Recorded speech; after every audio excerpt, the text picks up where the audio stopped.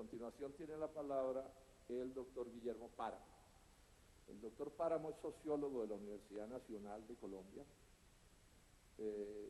tiene estudios de posgrado en Ciencias Sociales en la Universidad de Chicago, es rector de la Universidad Central y de la Universidad Nacional de Colombia, y tiene una extensa producción académica, ha sido profesor en varias universidades colombianas y en el extranjero.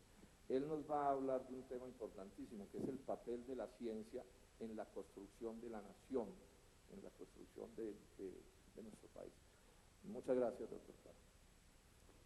Muchísimas gracias, senador Robledo, por esta invitación que obviamente tiene una importancia muy grande y que anuncia una discusión, esperamos, sobre una materia trascendental y estratégica para nuestro país. Yo quisiera primero decir que no siempre tenemos conciencia de dónde estamos, de qué es Colombia, como tampoco tenemos conciencia de qué nos pasa. Y en este momento, cuando parece que tomamos conciencia de algo de lo que nos pasa, o comenzamos a tenerla, debemos también proyectarnos y ver alrededor. Por ejemplo, pensar que encima de nosotros hay no sé cuántos satélites, ninguno de los cuales es colombiano. Y están ahí porque tenemos una órbita geoestacionaria que no aprovechamos. Y que no aprovechamos no porque tengamos gente capaz de aprovecharlo. Los laboratorios están muy mal distribuidos en el mundo, los recursos económicos también, pero los cerebros no. Prueba de eso nuestros científicos que pueden estar trabajando en la NASA para hacer los satélites que tenemos encima. Este es un país que tiene 2 océanos. ¿Por qué llegaron los españoles y los portugueses a este continente? Porque España y Portugal eran la convergencia de 2 mares, del Mar del Norte y del Atlántico y del Mediterráneo. Y la convergencia de 2 mares era la convergencia de 2 historias. De 2 historias de la humanidad, que se volvía tecnología en la navegación y que posibilitó el encuentro de mentes y no solo de aparatos y de instrumentos en ese lugar. Por eso aparecieron las carabelas y las carracas que llegaron acá. Una síntesis de las naves que surcaban el norte y de las que surcaban el Mediterráneo, que se combinaron con cartógrafos, con astrónomos, con navegantes y llegaron acá. Nosotros tenemos 2 océanos. Y apenas sí hemos descubierto el mar. Y a lo mejor lo que comenzamos a descubrir lo podemos perder y quizás lo estamos perdiendo. El mar.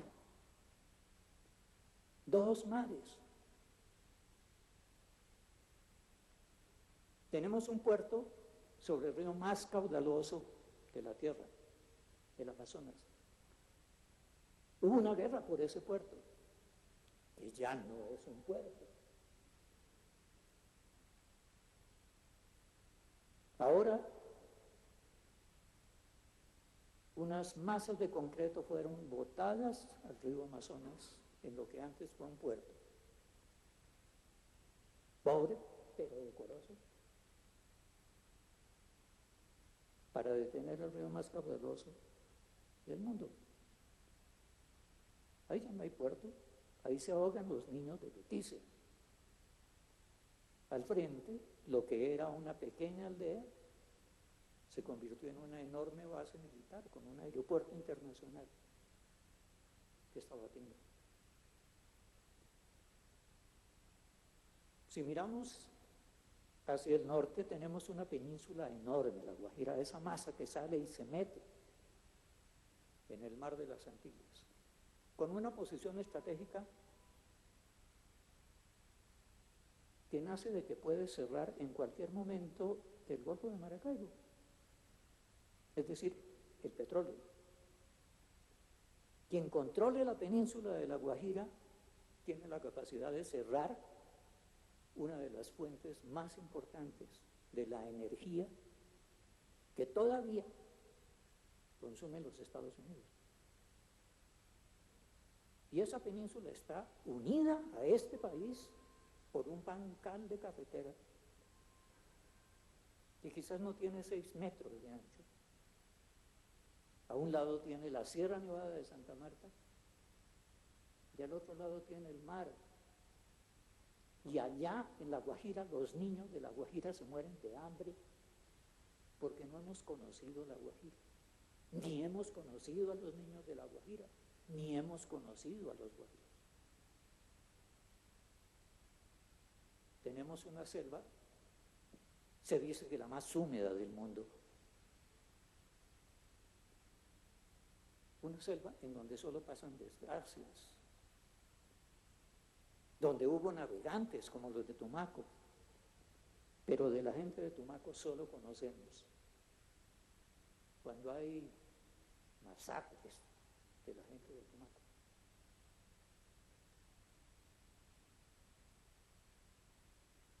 Necesitamos una gente capaz de pensar ese país y pensar a su gente, porque tenemos una de las más grandes megadiversidades de la vida en la Tierra, y eso nos hace un país extraordinariamente complejo, megadiversidad que de alguna manera se ha preservado porque hubo gente ahí que pudo vivir en paz con esa megadiversidad, que habla casi 70 lenguas diferentes, lenguas, no dialectos. Y si hoy se habla de la importancia de los códigos que maneja la genética, hay que recordar que la palabra código es un préstamo que toma la genética de las lenguas. Y esas lenguas son tan complejas como esos códigos. Y esas lenguas son maneras de clasificar, son maneras de pensar, son sistemas de tiempo, son conocimiento inconsciente y consciente de culturas que han estado ahí quizás por milenios, con capacidad de producir belleza y de identificar aquella planta que tiene el principio activo que fue seleccionada por esa cultura como una variedad.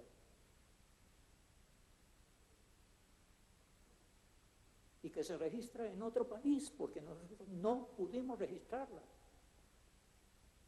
Y no porque no tengamos la gente.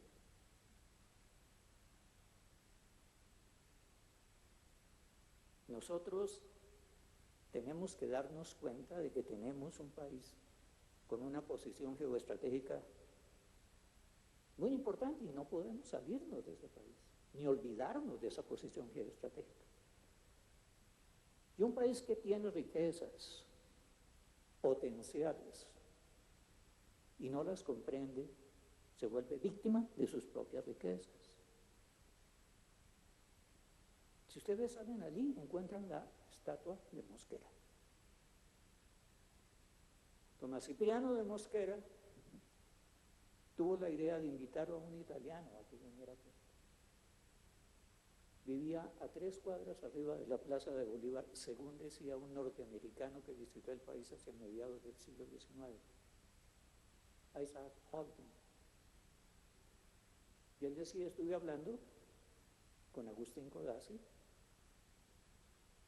El general Mosquera le encomendó hacer una misión para que midiera las alturas, descubriera lugares, hiciera mapas de ríos, etcétera, está con 2 colombianos allá, Manuel Ancísar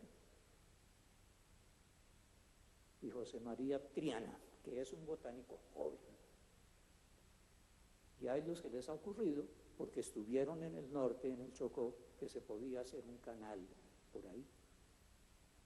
Y efectivamente, el coronel Codazzi, junto con esos colombianos, había propuesto que se podía hacer un canal entre Chagres o Colón y Panamá. Horton, el norteamericano, comenta, seguramente no se va a hacer. Pues el canal se hizo, pero no por los colombianos. No se hizo por los colombianos, ni con los colombianos, ni para los colombianos. De hecho, se perdió un pedazo de territorio que pudiera ser hoy comparable con perder Antioquia, o qué más, en donde había gente colombiana, que había peleado por Colombia. Héroes de la independencia nacional habían nacido en Panamá. Y héroes a los cuales se les olvidó completamente, como se olvidó el general Mosquera. Hace poco tiempo hablaba con una persona muy brillante, joven, ingeniero, había sido invitado a los Estados Unidos y estaba sorprendido de que en Colombia hubiera habido un presidente Mosquera. No sabía que había un presidente Mosquera. No conocemos siquiera nuestra historia. Lo que pasó con Panamá debiera habernos marcado. Y en lo que pasó con Panamá fue un problema de conocimiento. No entendimos lo que teníamos allá. Entendemos el mar, entendemos la Amazonia, entendemos la Orinoquia, entendemos a los Andes. Gobernar un país supone ser por lo menos comparable en su complejidad con él. Una mente chiquita achica el país. Si no tenemos gente capaz de comprender el país que tenemos y es más pequeña que eso que tiene que comprender el país, se nos achica, como ya se nos ha achicado. Y como quizás se nos va a seguir achicando. En detrimento de todos. Y no es solamente un asunto de patriotismo, es un asunto de responsabilidad por lo que nos fue legado a los colombianos. Por esa vida que está ahí. Por esas gentes que están ahí. Por el lugar que tenemos. Un país sin ciencia hoy es un país esclavo, un país al garete. Y un país que no asume la ciencia como la debe asumir es un país irresponsable. A veces es bueno mirar al estatua de Mosquera y pensar un poco en esa historia que no se conoce porque desapareció la historia incluso de la educación primaria y secundaria en Colombia. Muchachos no saben ni historia ni geografía, no tienen las coordenadas para ubicarse en este lugar en el mundo. Por eso es tan importante la iniciativa del senador Robledo y de lo que está haciendo la Academia de Ciencias. Muchas gracias.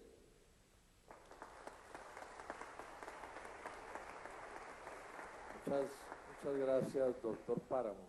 Un país inmenso, riquísimo, con todas las potencialidades y que casi que ni conocemos, y que no pensamos cómo debería ser, con un pueblo tan bueno como el que más. Y al que no le damos ni siquiera la posibilidad y el derecho de aplicarse productivamente. Que detrás del desempleo y de la informalidad no solo hay el drama de cada familia, sino la pérdida inmensa de lo que le significa a un país como este no poder, digamos, sacarle todas sus posibilidades a quienes constituimos esta nación. Yo he estado últimamente repitiendo mucho una cifra que es muy desconocida, que demuestra una parte de la tragedia nacional con la precisión de las matemáticas, ¿no? Y es que el producto per cápita colombiano, de acuerdo con el Banco Mundial, es de míseros $6.000 anuales. míseros $6.000 al mes. Estados Unidos está en 50 y tantos mil, y esa es en buena medida la radiografía del país que tenemos, y yo diría que de sus malos gobiernos, porque pues hay que señalar con claridad que alguien tiene que tener la responsabilidad de que no tengamos el país que deberíamos tener. Y cuando vemos que toca hacer eventos como estos para hablar de la importancia de la ciencia, pues es casi, pues o mejor, es fácil de entender por qué estamos como estamos.